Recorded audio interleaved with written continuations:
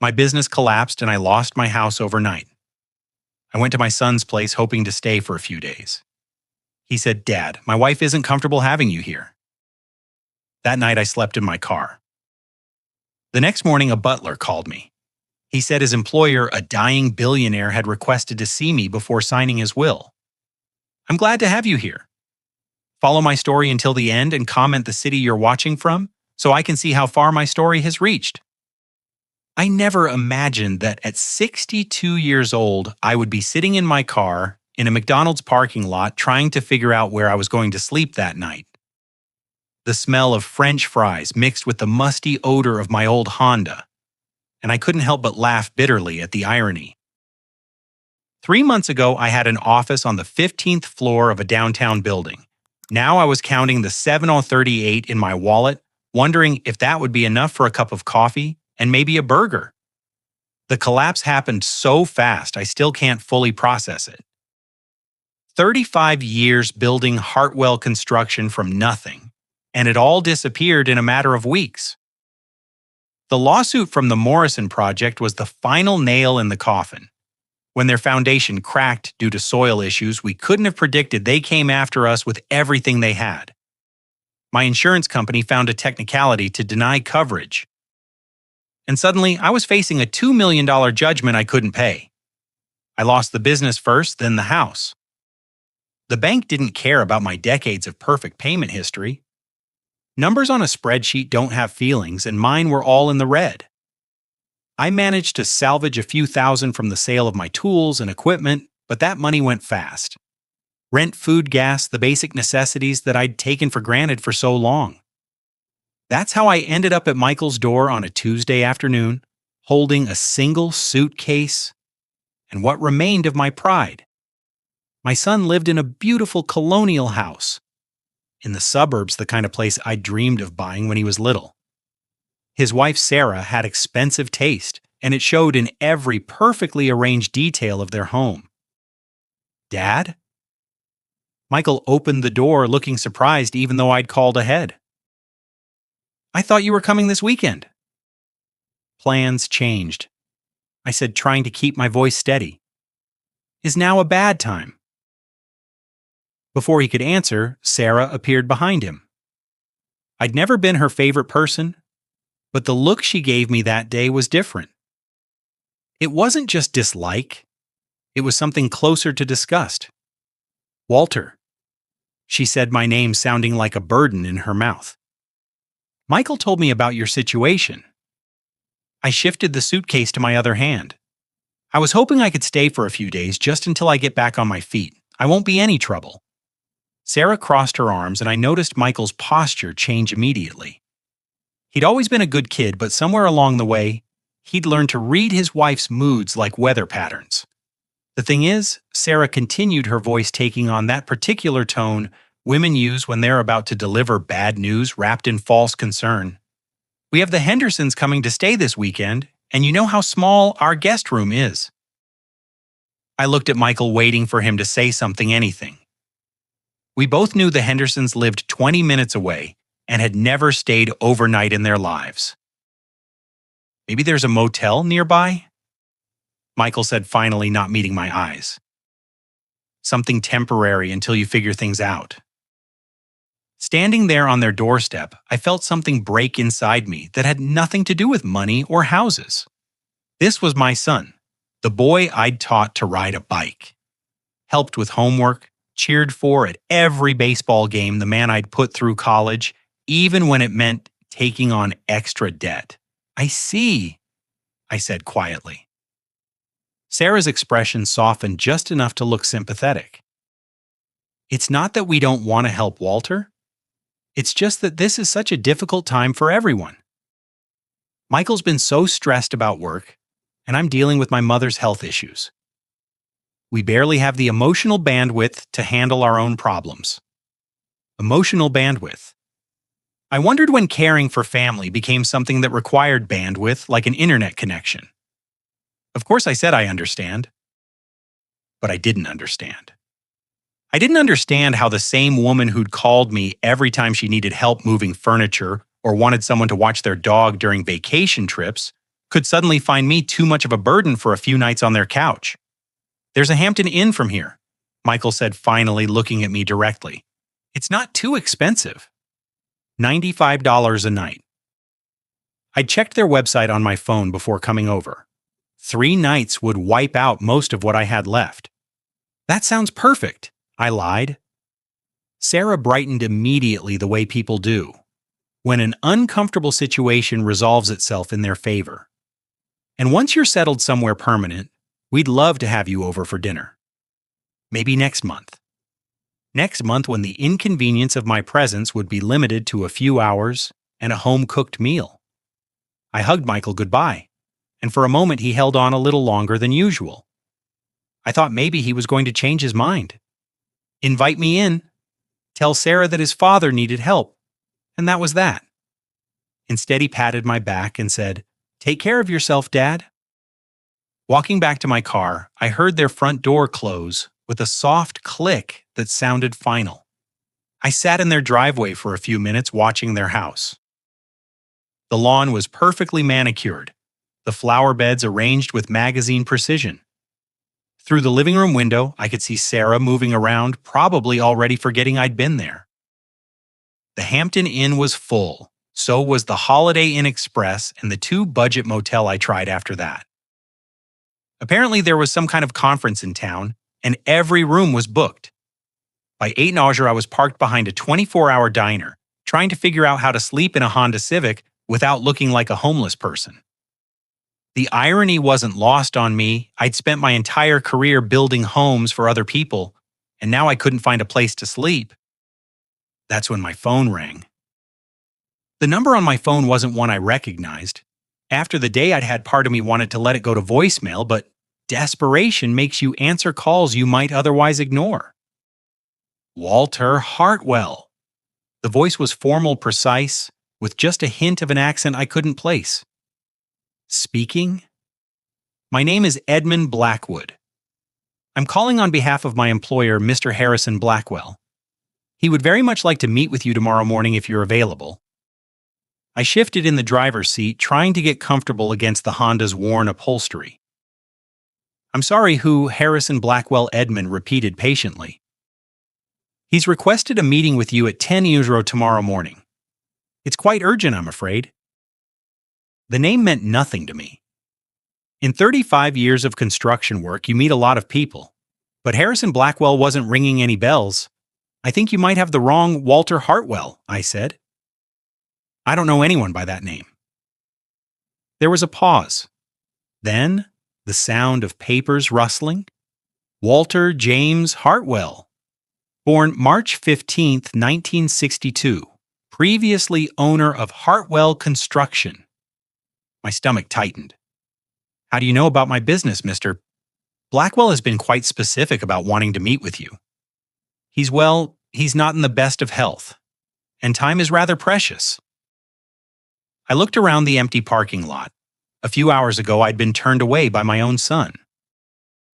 Now a complete stranger was asking for a meeting like I was someone important. What does he want? I'm afraid I can't discuss the details over the phone, but I can tell you that Mr. Blackwell is prepared to compensate you for your time. Would $500 be sufficient for a 1-hour meeting? $500 more than I'd seen in weeks. I thought about my 738, about sleeping in my car, about the look on Sarah's face when she'd suggested a motel. We're the Blackwell estate. I can send you the address. Shall we say 10 owner, I'll be there. After hanging up, I sat staring at my phone screen. The whole conversation felt surreal, like something that happened to other people. Rich strangers didn't just call up failed contractors and offer them money for meetings. But then again, a week ago, I wouldn't have believed I'd be sleeping in my car either. The address came through a few minutes later, 37 Elmridge Drive. I plugged it into my GPS and wasn't surprised to see it was in Millbrook Heights, where the houses started at $2 million and went up from there. I tried to sleep that night, but the Honda seats weren't designed for someone my size. Every time I started to doze off, a car would pull into the diner's parking lot headlights, sweeping across my windshield. I spent most of the night staring at the ceiling, wondering what kind of man had enough money to pay $500 for an hour of a stranger's time. By morning, I was stiff, tired, and more than a little nervous. I cleaned up as best I could in the diner's bathroom, combing my gray hair with my fingers and splashing cold water on my face. The man in the mirror looked older than 62, worn down by months of stress and a night in a car. The Blackwell estate was everything I'd expected and more. The gates alone probably cost more than most people's cars, electronic and imposing with B emblems worked into the iron scrollwork. A voice came through the intercom before I could even announce myself. "Mr. Hartwell, please proceed to the main house." The driveway curved through what looked like a professionally maintained park. Ancient oak trees lined the path, their branches forming a canopy overhead. The house, when it finally came into view, wasn't just large, it was magnificent. Colonial architecture with modern touches, probably 20,000 square ft sitting on grounds that seemed to stretch forever. I parked my Honda between a Mercedes and a BMW, feeling like I'd brought a skateboard to a car show. Edmund Blackwood met me at the front door. He was exactly what I'd pictured, tall, thin, impeccably dressed in a dark suit that probably cost more than my car. His gray hair was perfectly styled, and his handshake was firm but brief. "Mr. Hartwell, thank you for coming. Mr. Blackwell is waiting for you in his study." He led me through rooms that belonged in a museum. Persian rugs covered hardwood floors that gleamed like mirrors. Oil paintings in heavy frames lined the walls, and every piece of furniture looked like it had been handcrafted by someone who'd never worried about money. The study was smaller than the other rooms, but somehow more impressive. Floor-to-ceiling bookshelves filled with leather-bound volumes, a massive mahogany desk, and windows that looked out over gardens that probably required a full-time staff. Harrison Blackwell sat behind the desk in a wheelchair, and I could see immediately that Edmund hadn't been exaggerating about his health. He was thin to the point of frailty, his skin pale and papery, but his eyes were sharp, alert, studying me with an intensity that made me uncomfortable. "Walter Hartwell," he said, his voice stronger than his appearance suggested. "Please sit down." I took the chair across from his desk, my work boots looking out of place on his expensive rug. "Thank you for coming," he continued. "I imagine you're wondering why I asked to see you?" The thought had crossed my mind. He smiled, and for a moment something flickered in his expression. Recognition, sadness. It was gone too quickly for me to be sure. "Tell me, Walter, do you remember a rainy night 8 years ago, October 23rd to be exact? Route 12 just outside Millbrook." My blood went cold. I hadn't thought about that night in years. Had tried not to think about it, but suddenly I was right back there. Rain pounding on my windshield, the curve coming up too fast, the headlights in the wrong lane. "How do you know about that?" Harrison Blackwell leaned forward in his wheelchair, his pale hands folded on the desk. "Because, Walter, I was in the other car?" The words hit me like a physical blow.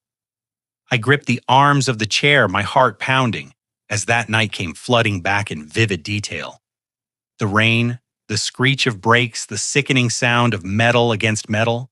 I'd tried so hard to forget, but some memories refused to stay buried. You were I started, then stopped. My mouth had gone dry. Harrison nodded slowly. "The BMW that went through the guardrail." Yes, that was me. October 23rd, 8 years ago. I'd been driving home from a job site exhausted after a 14-hour day trying to finish a kitchen renovation before the weekend. The rain had started around sunset and hadn't let up. Route 12 was always dangerous in weather like that with its sharp curves and steep drops, but I'd driven it 1,000 times. I was coming around the bend near Miller's Creek when I saw the headlights. They were in my lane coming straight at me. The BMW was hydroplaning completely out of control. I had maybe 2 seconds to react. "You swerved," Harrison said quietly, watching my face. "You could have stayed in your lane. The impact would have been head-on, but the other driver would have taken most of the damage. Instead, you swerved right into the guardrail. I remembered the decision, if you could even call it that. It was pure instinct. See danger, avoid it. I yanked the wheel hard right, sending my truck into a skid that carried me straight into the metal barrier. The guardrail had held barely, but my truck was totaled. You went through the rail, I said, the memory becoming clearer. Down into the creek.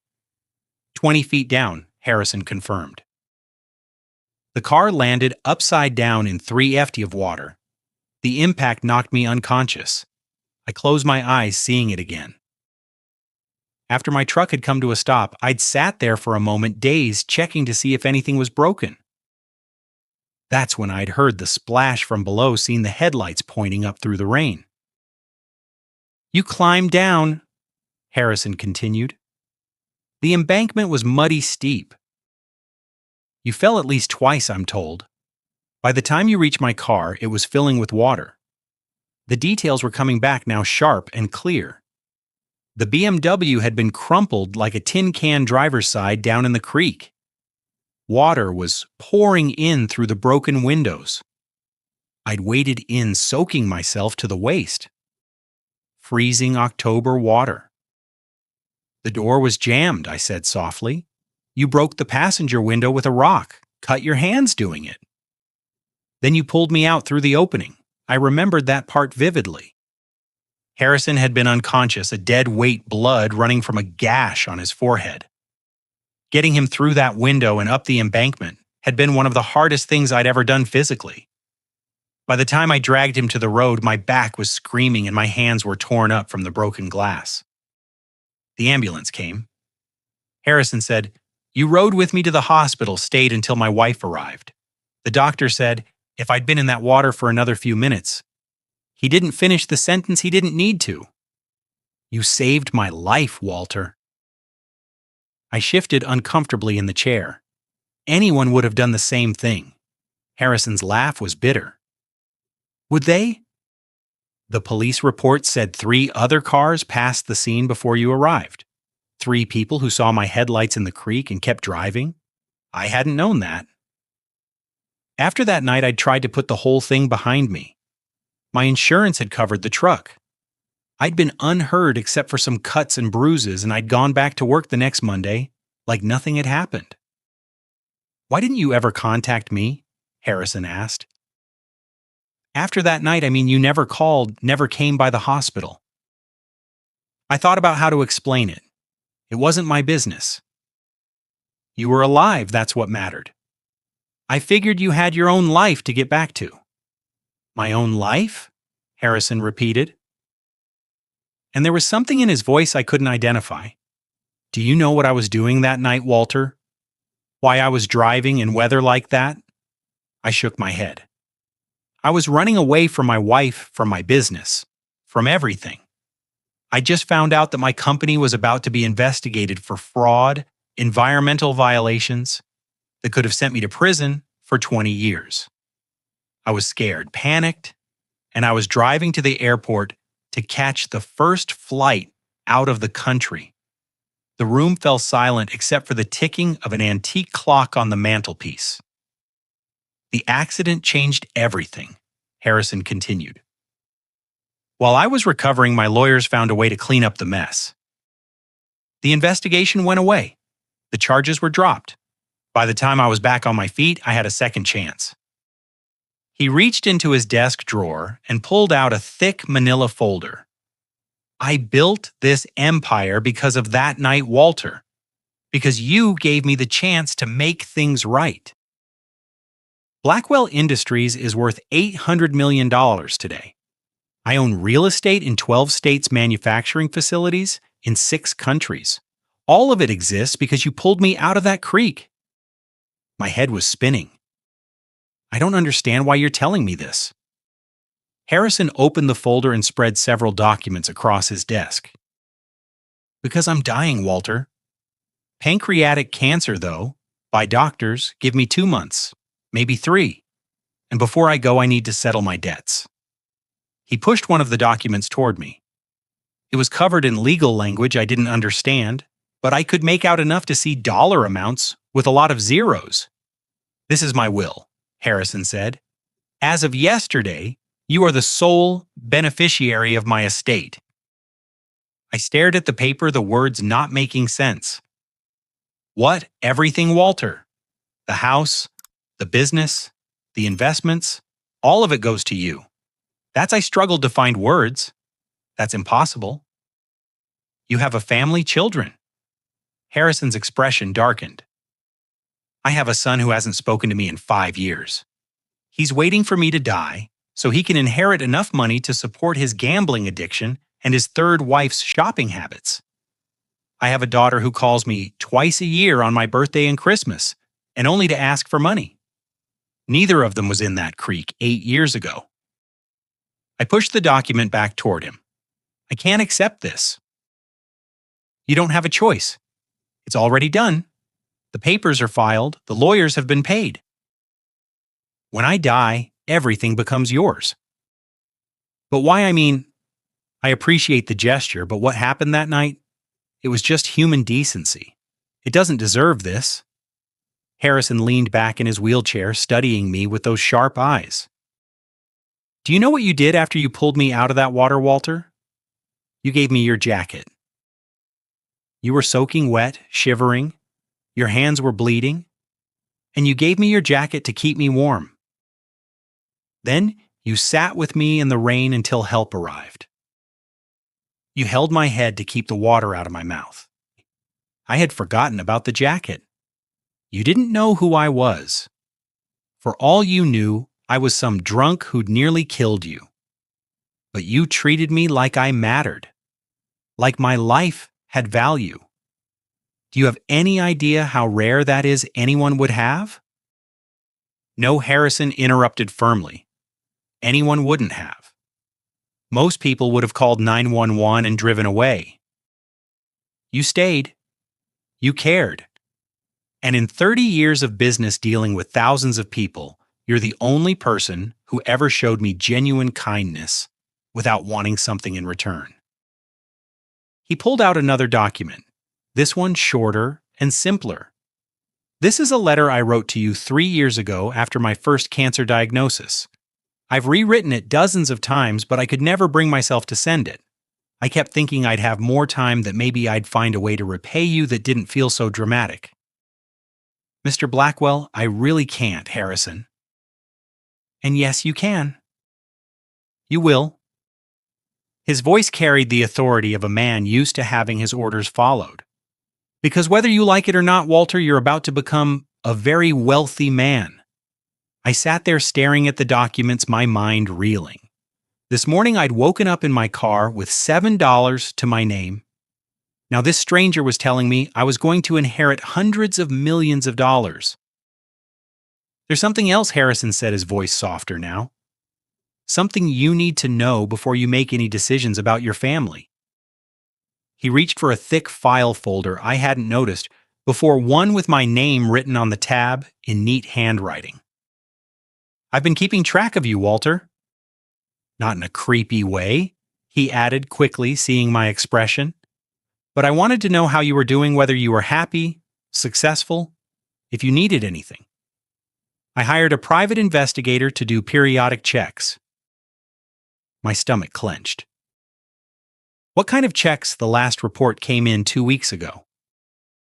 I know about your business, about the lawsuit, about losing your house. I know you went to your son for help. Harrison opened the file and pulled out several photographs. They were surveillance shots taken with a long lens. Me standing on Michael's doorstep. Sarah's face in the window, me walking back to my car. I also know what they said to you. The blood drained from my face. How could you possibly know that Harrison's smile was grim? Money buys a lot of things, Walter, including very sophisticated listening devices. My investigator recorded the entire conversation. He reached into the folder again and pulled out a small digital recorder. Would you like to hear it again? No. I said quickly, but Harrison was already pressing play. Sarah's voice filled the room, crystal clear and dripping with disdain.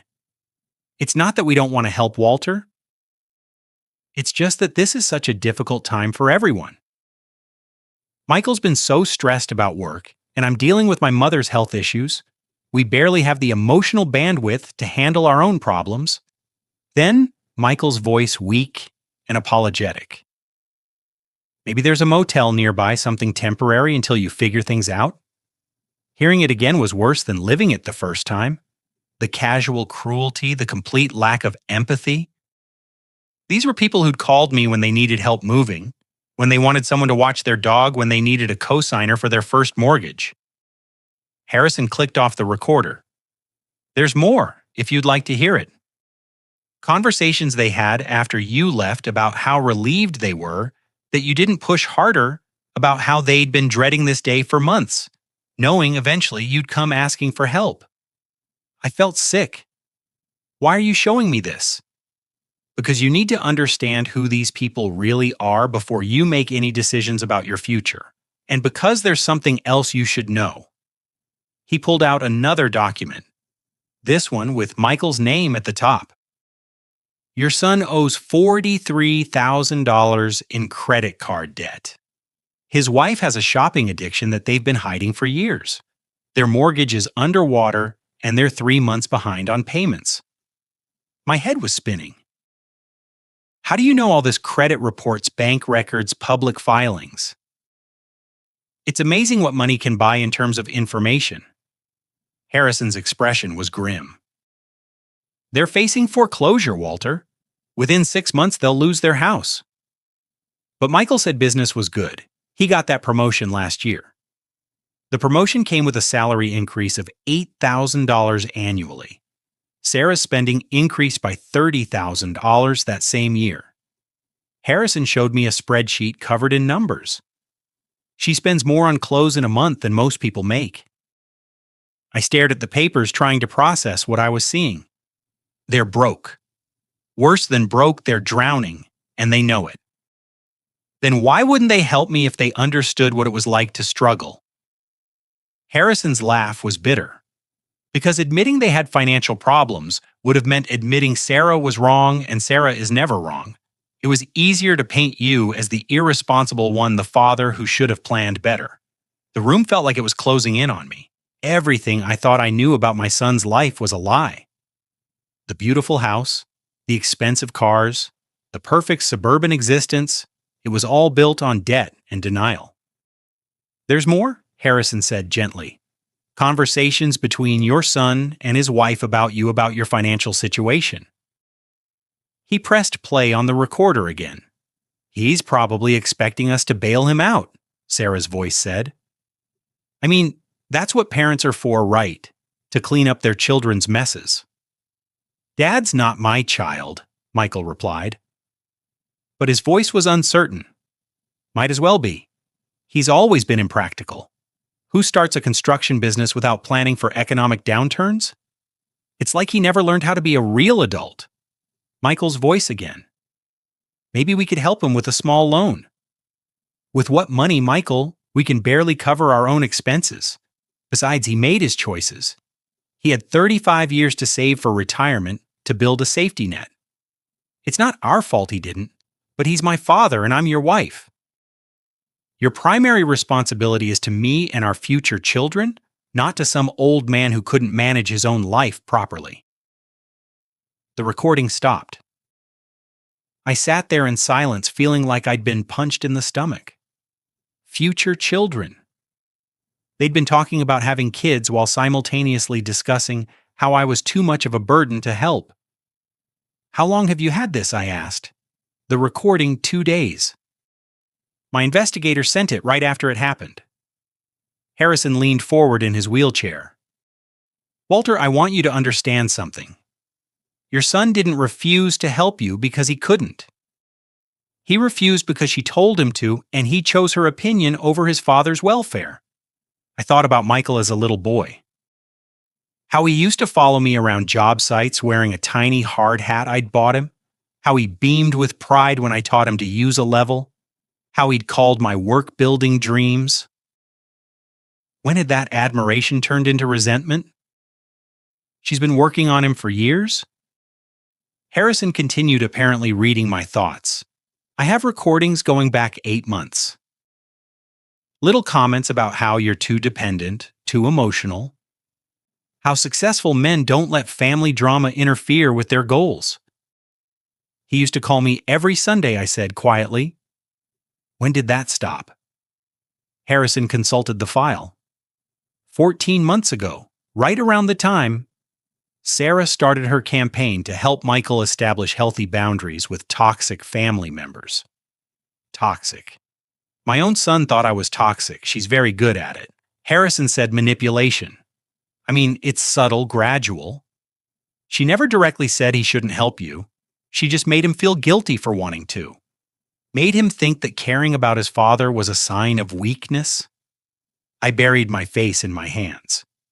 35 years of being a good father, of putting Michael's needs first, of working extra hours to pay for his college, his wedding, the down payment on his first apartment.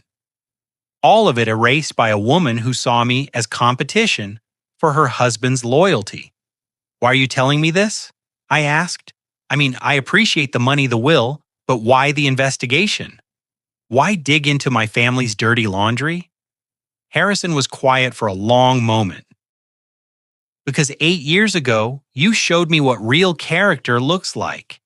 You risked your life for a complete stranger, and you never asked for anything in return. I've spent these past years watching you, and I've never seen you deviate from that character, not once. He gestured toward the recorder. But I also wanted to make sure you understood what you're dealing with, because what's about to happen next is going to test every relationship you have. What do you mean? I mean that when I die, which will be very soon, and when this will become public knowledge, your family is going to suddenly become very interested in reconciliation. They're going to come to you with tears in their eyes, talking about how sorry they are, how they made a mistake, how much they love you.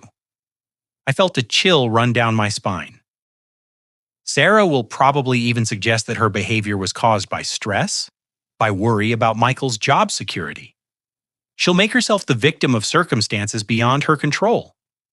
And Michael will stand there nodding, believing every word. You think they'll try to get the money? I don't think it, Walter. I know it. Because I've seen this before. Money changes everything, and everyone around you will suddenly remember how much they care. Harrison pulled out one more document, this one sealed in an envelope with my name on it. This is a letter I want you to read after I'm gone. It contains some additional information about your family. Some things I discovered that will help you make informed decisions about your future. What kind of things? The kind that will make it very clear who you can trust and who you can't. Harrison's expression was sad. I'm sorry, Walter. I know this isn't what you wanted to hear, but you deserve to know the truth before you have to make any choices. I took the envelope, noting how heavy it felt in my hands. How long do I have? I asked. Before days, maybe a week, the doctors aren't sure. Harrison smiled. And for the first time since I'd arrived, it looked genuine. But I'm not afraid. I've made my peace with everything, settled my debts, including the one I owed you. You don't owe me anything. I owe you everything. His voice was firm. And now you'll have the resources to build whatever kind of life you want without having to depend on people who see you as a burden. As I left the Blackwell estate that afternoon, I drove past my son's house. Michael's car was in the driveway, and I could see him through the living room window, probably getting ready for dinner. A normal evening in what looked like a normal life. But now I knew the truth about what was behind that perfect facade. The debt, the lies, the casual cruelty, and soon I'd have to decide what to do with that knowledge. The envelope from Harrison sat heavy in my jacket pocket, full of secrets I wasn't sure I wanted to know. But as I drove toward the motel I could now afford, I realized that for the first time in months, I wasn't afraid of tomorrow. I was angry, and that felt surprisingly good. Harrison Blackwell died on a Tuesday morning, exactly 5 days after our meeting. I got the call from Edmund while I was having breakfast at the diner where I'd been eating most of my meals. The funeral was private, he said, just immediate family. I wasn't invited, which was fine by me. I'd said my goodbyes already.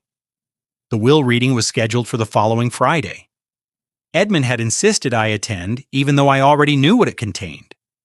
He said there were additional documents Harrison wanted distributed, things that couldn't be handled through normal legal channels. I spent those intervening days in a strange kind of limbo.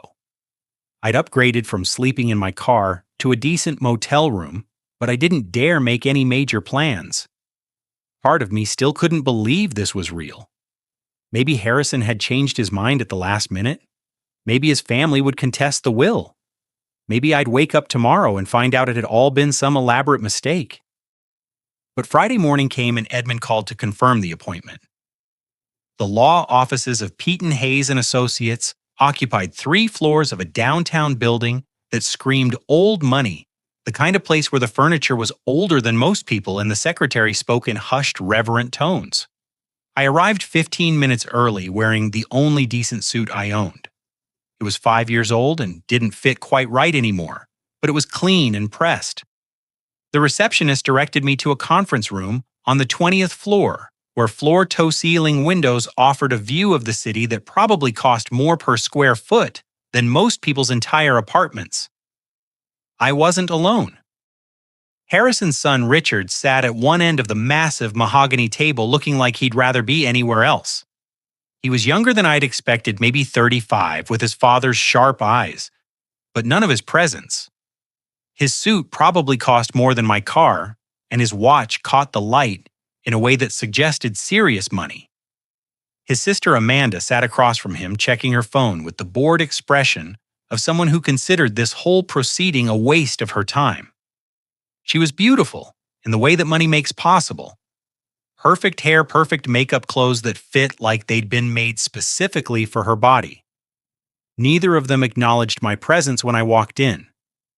The lawyer James Peyton was exactly what central casting would have ordered for this role. Gray-haired, distinguished, expensive suit, and the kind of voice that suggested generations of prestigious education. He spread several folders across the table and cleared his throat.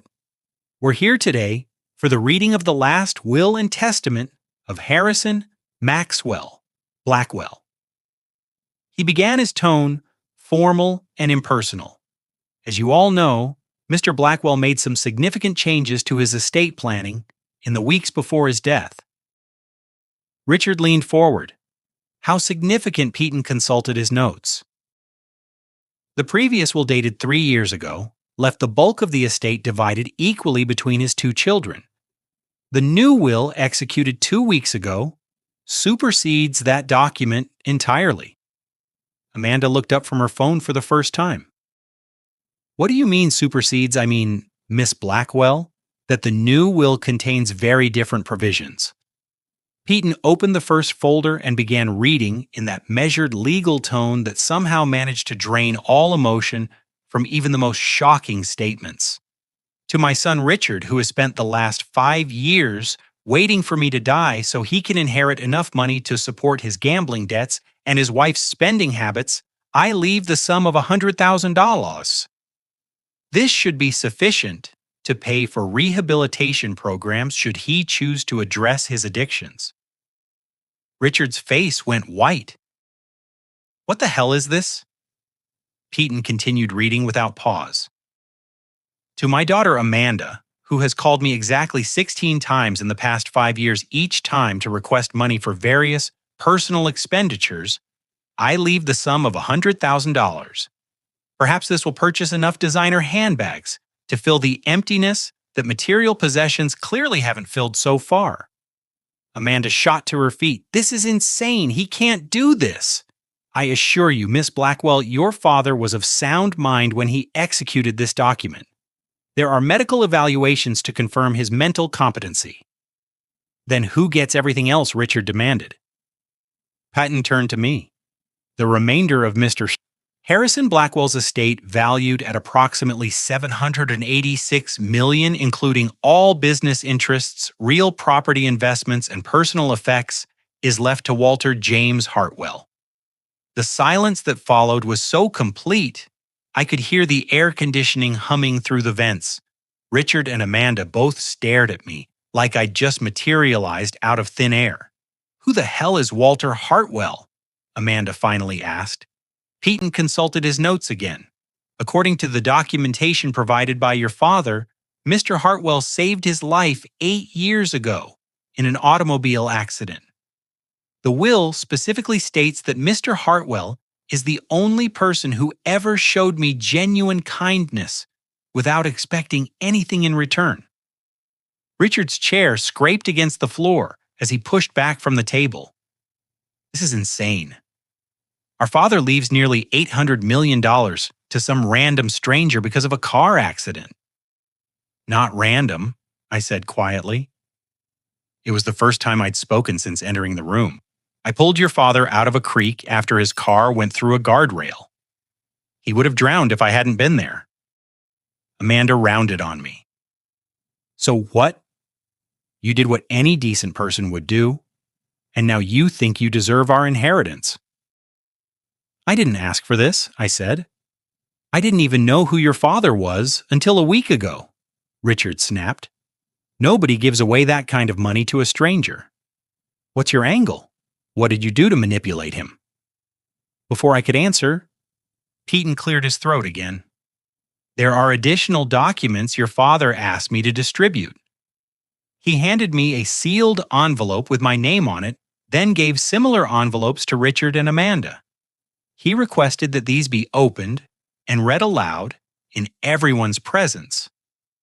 My envelope contained a single sheet of paper with Harrison's letterhead. The handwriting was shaky but legible. Walter the I read aloud.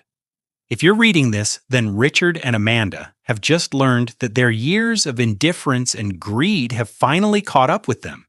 They're probably calling you a manipulator, suggesting you somehow tricked a dying old man into changing his will. Don't let them. You earned this inheritance 8 years ago when you risked your life for a stranger. But you've proven you deserve it every day since by living with integrity and kindness, qualities my children never learned." I looked up to see both siblings staring at me with undisguised hostility. Richard tore open his envelope and began reading in a voice tight with anger. To Richard, "Your gambling debts currently total $623. You've borrowed against your trust fund, taken cash advances on 17 different credit cards, and forged my signature on 3 separate occasions to access funds from accounts you had no right to touch. The private investigator's report is attached for your reference." His face was scarlet now. He was having us investigated. Amanda's hands were shaking as she opened her own letter.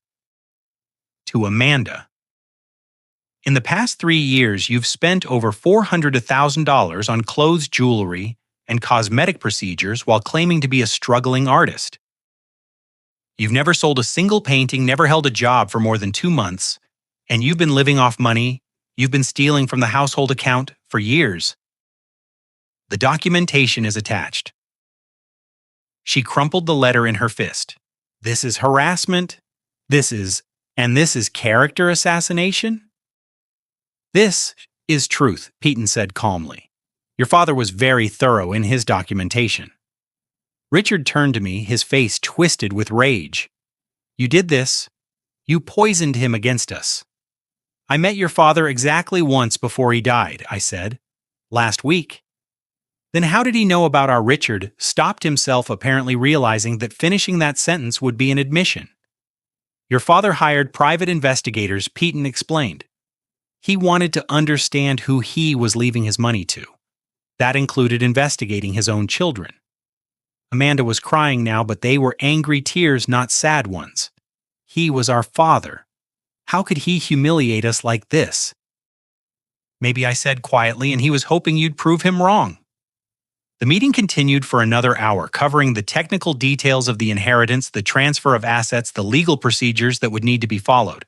But the real drama was over. Richard and Amanda left without saying goodbye, their faces set in identical expressions of fury and disbelief. As I walked to my car afterward, my phone rang. Michael's name appeared on the screen. Dad, I just heard. Is it true about Harrison Blackwell? Word traveled fast in a city this size?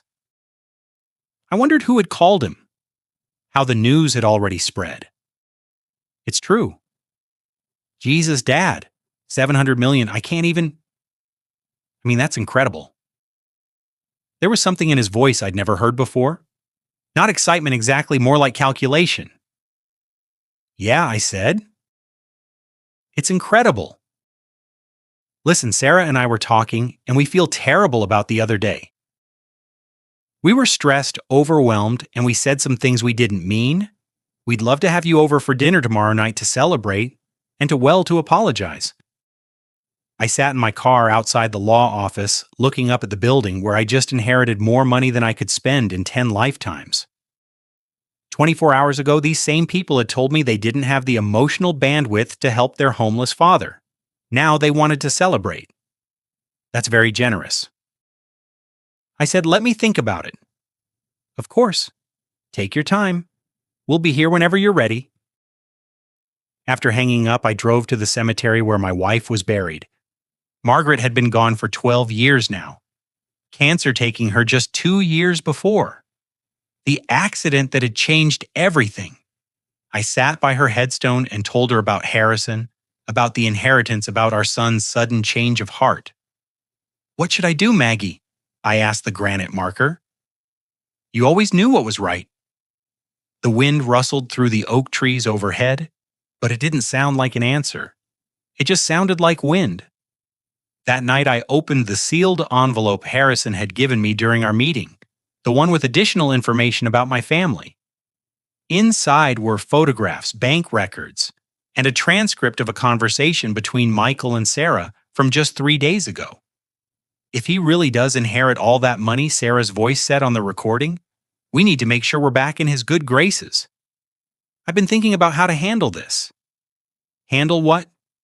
The reconciliation. We can't just pretend nothing happened. We need a story that explains our behavior without making us look bad. What kind of story? We were protecting him. We knew he was proud and we didn't want him to feel like a charity case. So we encouraged him to be independent to solve his own problems. It was tough love. Michael's laugh was hollow. You think he'll buy that? He'll want to buy it. Nobody wants to believe their family doesn't care about them. Give people a face-saving explanation, and they'll usually take it. I turned off the recording and sat in the darkness of my motel room, feeling something cold and hard settle in my chest. Tomorrow I'd go to dinner at my son's house, but not for the reasons they expected. I arrived at Michael's house at exactly 7 Uzuiran carrying a bottle of wine I'd bought for the occasion. Not an expensive one. I was curious to see if they'd notice. Sarah answered the door wearing a dress I'd never seen before. Something that probably cost more than I used to make in a week. Walter. She embraced me like we were old friends, holding on just a little too long. I'm so happy you could come. We have so much to talk about. The house looked different somehow, cleaner, more organized, like they'd spent the day preparing for an important guest. The dining room table was set with their good china candles flickering in crystal holders. It was the kind of effort they'd never made for regular family dinners, when I was just their broke father. Michael appeared from the kitchen grinning broadly. Dad, come in. Come in. Can I get you a drink? We've got that scotch you like. I'd never expressed a preference for any particular scotch, but I didn't correct him. Just water for now, I said. Sarah took my arm, guiding me toward the living room. We thought we'd sit and talk before dinner. There's so much catching up to do. We settled into their expensive furniture, and for a few moments nobody spoke. They kept glancing at each other. Some kind of silent communication I wasn't supposed to notice. So Michael finally said, his voice carefully casual. This inheritance thing, that's really something. It is $700 million, Sarah said, shaking her head in apparent amazement. I can't even imagine having that kind of money. What are you going to do with it all? I haven't decided yet. Another glance between them. Sarah leaned forward, her expression earnest. Walter, before we go any further, Michael and I need to apologize for the other day. We handled that situation terribly. We were stressed, Michael added quickly. Sarah's mother has been having health problems and my job's been crazy. We weren't thinking clearly. Sarah nodded vigorously. The truth is, we were trying to protect you. We knew how proud you are, how independent. We thought if we offered to help right away, you'd feel like a charity case. It was tough love, Michael said, using exactly the phrase from the recording. We wanted you to know we believed in your ability to bounce back. I took a sip of my water and studied their faces. They looked so sincere, so concerned. If I hadn't heard the recording, I might have believed them. That's very thoughtful, I said. We've always believed in you, Dad. You raised me to be strong, independent. We just wanted to honor that. Sarah reached over and squeezed my hand. Family is the most important thing in the world. We never want you to doubt that we love you. Of course, I said family is everything. They both relaxed visibly. Sarah smiled the kind of radiant expression she usually reserved for when she got her way about something. So tell us about this Harrison Blackwell, she said. What was he like? I described my meeting with Harrison, leaving out the parts about the surveillance and the recordings. I told them about the accident, about pulling him from the creek, about how grateful he'd been. You saved his life, Michael said, pride evident in his voice. Of course he wanted to reward you. It's like something out of a movie. Sarah added the hero getting his just reward. Dinner was elaborate. Prime rib expensive wine, all of my supposed favorite foods. They asked questions about my plans, offered suggestions about investments and financial advisors. Sarah mentioned a charity she supported, something about children's literacy, and how wonderful it would be if I wanted to get involved. Philanthropy is so important when you have means, she said. It's a way of giving back, of making a difference. We could help you set something up, Michael offered. Sarah has connections in the nonprofit world. After dinner, we moved to the living room for coffee. That's when Sarah brought out the photo album. I was going through some old pictures, she said, settling beside me on the couch. Look at this one. It was from Michael's wedding day, all of us smiling at the camera. We look so happy, she said softly. Family is everything, isn't it? She turned the pages, showing me pictures from holidays, birthdays, graduations, all the moments when we'd been together when everything had seemed normal. I know we haven't been as close as we should be, Michael said. Life gets busy. People get caught up in their own problems, but at the end of the day, we're family. That's what matters. Sarah closed the album and looked at me with tears in her eyes. I hope you can forgive us, Walter, for not being there when you needed us. We want to do better. We want to be a real family again, Michael added. I set down my coffee cup and smiled at them. I appreciate that. I really do. So we're okay? Sarah asked hopefully. Oh, we're fine, I said. In fact, I have something for you. I reached into my jacket pocket and pulled out 2 envelopes, handing one to each of them. What's this? Michael asked. Open them. Sarah tore hers open first. Inside was a cashier's check for $25,000. Michael's contained the same amount. Dad, what's this for? Michael asked, staring at the check. It's a gift, I said. From someone who understands what it's like to be struggling financially. They both looked confused. Struggling, Sarah said. We're not struggling. I pulled out a folder I'd been carrying and set it on the coffee table. Actually, you are $43,000 in credit card debt, 3 months behind on your mortgage. Sarah's spending has increased by $30,000 a year, while your income has remained flat. The color drained from both their faces. How do you know? That Michael whispered. The same way I know about the conversation you had 3 days ago, planning how to handle my reconciliation. The same way I know you told your wife I was too much of a burden to help because you barely had the emotional bandwidth for your own problems. Sarah's mouth opened and closed like a fish. Walter, I can explain. You don't need to explain. I understand perfectly.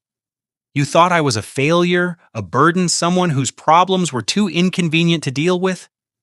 You were probably hoping I'd just disappear so you wouldn't have to feel guilty anymore. Michael leaned forward, desperation creeping into his voice. Dad, that's not fair. We love you. No, I said quietly. You love what I can give you. There's a difference. I stood up, buttoning my jacket. The checks are yours to keep. Consider it payment for a valuable lesson. What lesson? Sarah asked, her voice small. That your father isn't stupid. And that sometimes karma takes a while, but it always collects. Michael stood as well, panic in his eyes. Dad, wait. Don't leave like this. We can work this out. There's nothing to work out, son. You made your choice when I needed help. I'm just making mine now. But we're family. Sarah said, tears streaming down her face. Family forgives each other. I paused at the front door. You're right. Family does forgive. But forgiveness doesn't mean pretending things didn't happen, and it doesn't mean I have to keep putting myself in a position to be hurt. What are you saying? Michael asked. I'm saying goodbye. 6 months later, I was sitting on the porch of my new house, watching the sun set over the lake. It wasn't a mansion like Harrison's place, but it was mine. Paid for with cash, no mortgage, no debt, no one who could take it away from me. The inheritance had been finalized without contest. Richard and Amanda Blackwell had apparently decided that fighting over $100,000 wasn't worth the legal fees. I'd kept Harrison's businesses running, hiring good people to manage what I didn't understand myself. I'd heard through mutual acquaintances that Michael and Sarah had used the $25,000 to catch up on their mortgage payments. They'd also heard somehow about my new address. Michael had called twice, leaving voicemails I hadn't returned. Sarah had sent a card at Christmas. I hadn't blocked their numbers or refused their contact entirely. I just didn't engage. When someone shows you who they really are, believe them the first time. Maya Angelou had said that, and she'd been right. The truth was, I wasn't angry anymore. Anger required emotional investment, and I'd stopped investing in people who saw me as a means to an end, rather than someone worth loving. I'd made new friends in my new town, people who knew me as the guy who'd inherited some money from a grateful stranger, not as someone's disappointing father or inconvenient relative. They invited me to barbecues and poker games, and didn't expect anything from me except my company. I'd also started volunteering at a local shelter for homeless veterans, helping guys who reminded me of myself not too long ago. Men who'd lost everything through circumstances beyond their control, who just needed someone to see them as human beings deserving of dignity and respect. It turned out that being genuinely wealthy wasn't about the money itself. It was about the freedom to choose who you spent your time with, who you helped, who you loved. It was about never having to compromise your values or accept poor treatment because you needed something from someone. As the sun disappeared behind the mountains, I thought about Harrison Blackwell and the night that had changed both our lives. He'd been running away from his problems when I pulled him from that creek. But maybe in a way he'd been running toward this moment, toward the chance to give someone else the freedom he'd never known how to find himself. Margaret's picture sat on the table beside my chair, and I raised my glass of wine in her direction. We did okay, Maggie, I said to the photograph. We raised a son who became exactly what his mother wanted him to be. That's not our fault. The evening air was soft and warm, filled with the sound of crickets and the gentle lapping of water against the shore. Somewhere in the distance, a family was having a barbecue, their laughter carrying across the lake. It was the sound of people who actually enjoyed each other's company, who chose to be together instead of feeling obligated. The sound of real family, the kind you create rather than the kind you're born into. I closed my eyes and listened.